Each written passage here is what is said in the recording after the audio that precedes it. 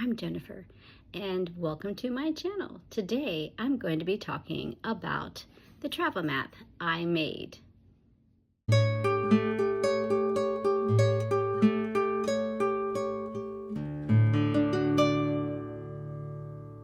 So far, I've made 5 travel maps.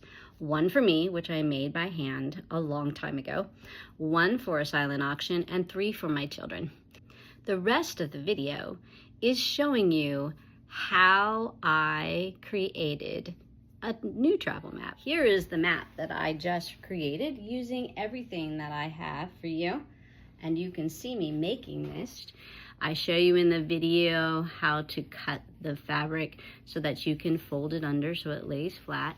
I printed on water-soluble paper, stuck that water-soluble paper to the fabric, and then hand sewed the lines. You need to be able to go up and down pretty evenly, and you need to be able to do a slip stitch.